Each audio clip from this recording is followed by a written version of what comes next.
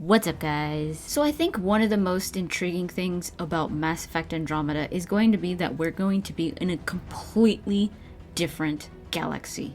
What other races are we going to meet in Andromeda? Like, how many new ones are there? In this video, I'm going to be talking mostly about that, exploring a new galaxy, new worlds, and also encountering the only new species that has been officially announced, the KETT. But in the last trailer, the N7 trailer, I was almost sure, like it was something that just jumped out to me. I was almost sure we saw another species, two species, the KETT and something else. I've seen GameInformer saying that it was probably somebody with a hood on or something like that.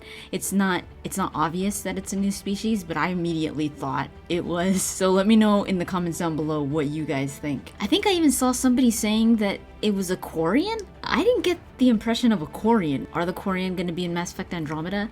I have no idea. It would surprise me just because of the issues, the health issues that the Quarians have, and just they're kind of trying to survive themselves already. They don't need to go in a different galaxy to like expand. Like, they are trying to figure out a way to survive just in the Milky Way itself. They're a species that is very delicate, so for them to travel so long and not even know what they're gonna be exposing themselves to, and they wouldn't even know if their envirosuit would even work in Andromeda. For me, it kind of makes sense for Quarian not to have gone to Andromeda because of these issues that they have. So before we go into the new species and the exploration and all that, I want to just make clear that BioWare is saying that the Turians are confirmed. They haven't shown them, but they are confirmed. And also there are no Reapers in Andromeda. So like most BioWare games, Mass Effect Andromeda is going to have open world elements. They did say that Mass Effect Andromeda has one of the largest footprints of any BioWare game. Are we going to be exploring more than in previous games? I mean, even Dragon Age Inquisition. I mean, Dragon Age Inquisition had some big maps, like the Hinterlands. Those maps, they weren't physically huge, but they were dense. Even though people are like, oh, they were all fetch quests though, there was a lot to do. You were never bored. You were never just sitting there without anything happening. There was always encounters, always something to do, and I love that. So if Mass Effect Andromeda has done that, or even goes beyond that, that's gonna be crazy because these are new planets. But even if this was the case, again, it's not a sandbox. You can't go wherever you want. And I kind of like this. I've never liked the extremes. You kind of have to limit yourself when it comes to like how large the game is, what you put in there, so the game runs better. At least that's how I feel. I feel like you have to put other things into consideration, like gameplay, story, all of that stuff. How many characters are you putting in there, how they look, graphics. You kind of want to balance everything so that the game runs well, and it's just a fluid experience, and it's not just way too much of one thing, but you get like these like choppy cinematics and like stupid story, and it's just like, and like cheesy characters, and the gameplay sucks. You know, like, I prefer a balance. So mineral scanning from planets, like when you would shoot a probe to the planets and get minerals and stuff like that. I used to love that in Mass Effect 2. Mineral scanning is returning, but it's different. And it sounds pretty cool because they were talking about forward stations. These forward stations are shot from orbit. So I'm guessing when you're on the Tempest, you shoot this forward station, like this probe, and it's like one of your bases now. They were saying that it's similar to like an outpost. I'm guessing like a camp. You scared me. So I'm guessing they're like camps, like the Dragon Age camps, where you could do things. You could like change your party members and stuff. You could change your loadout here. You could flag nearby points of interest, and you could fast travel. So it sounds like a camp, but you could do this from orbit. So I thought that was pretty cool. So when you land on the planet, you've already got your outpost there. They also want to have more things to do on planets, because in Mass Effect 1, you could explore planets, but there was nothing to do. It's just like, oh, I found this dog tag. You guys? No? So apart from scanning materials, they want to have combat encounters, puzzle encounters, narrative encounters, and things that affect the critical path. I've always loved challenging encounters. Like in Dragon Age Inquisition, the dragons, I loved the dragons. I encountered the dragon by accident. Like, you just walk into this place and you start seeing like fire and like things on fire and like dead bodies, and then all of a sudden you just this dragon comes out of nowhere just flying, and it throws this fireball at you, and it just disintegrated me. I remember, I think the Hinterlands dragon, I attempted to kill it at level 11, and it was so hard and it killed me so many times, but it was so much fun. So there's those types of encounters in Mass Effect Andromeda where you really need to prepare, or not the right level where you're too where you're too short where you're not strong enough. You will die. One of these they're calling the Flop House. I was like, sounds like a place that you would encounter like Ladies of the Night or something. But these are enemy bases.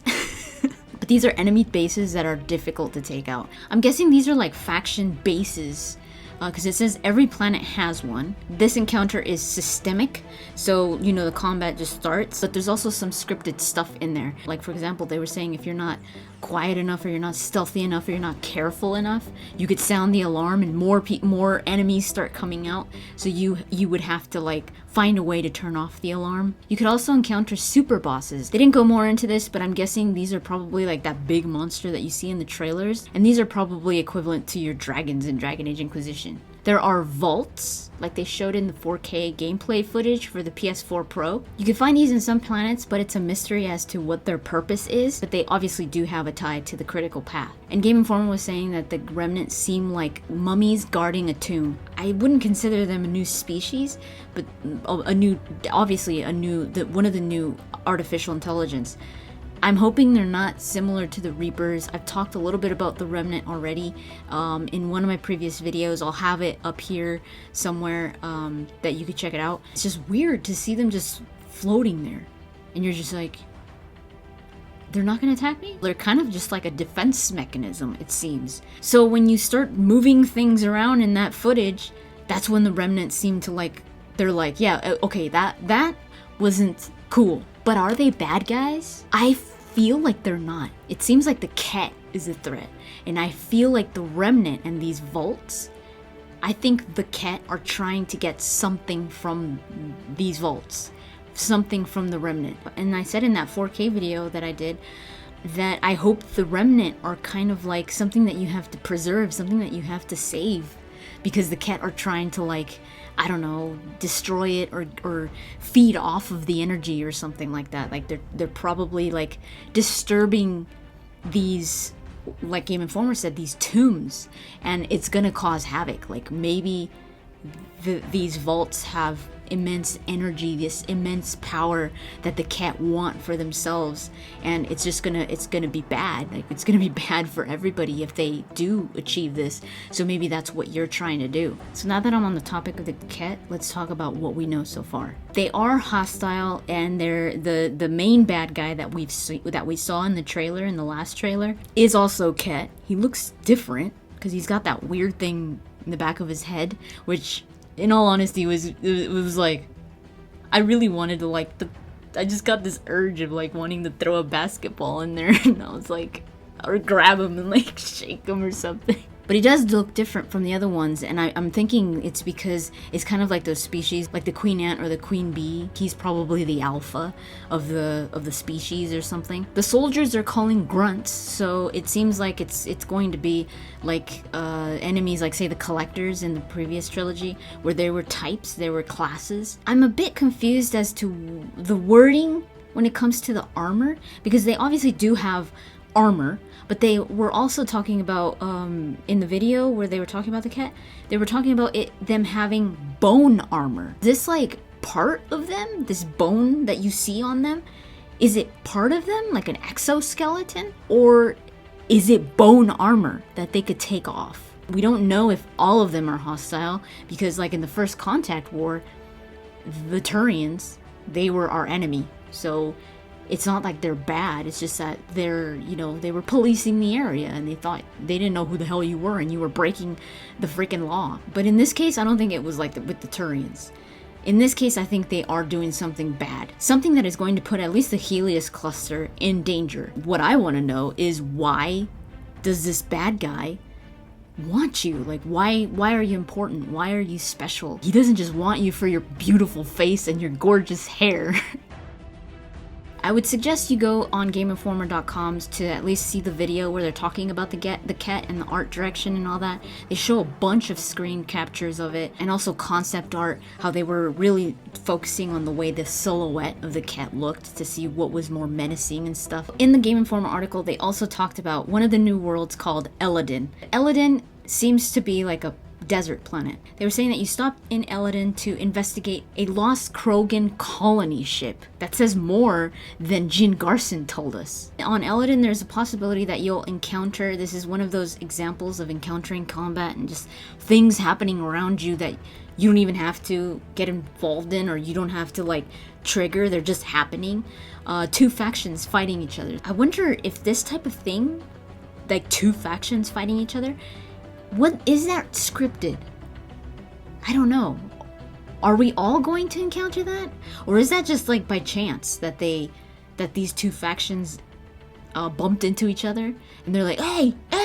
This reminded me of Mass Effect 1, like on Novaria. When you were outside, if you got out of the Mako, you were gonna die, like you were gonna freeze. You had this little bar down here that would go up slowly, and it was like, okay, yeah, I gotta get back into the Mako. Love when the environment is against you, because it makes it these are different planets. It's not like every planet that you go to, it's like, oh, well, how lucky am I that I could breathe here and it's all good and dandy, and yeah, you know what, I'm just gonna make a house here. So in Eladin, you can't survive the extreme heat, so you need the safety of cover.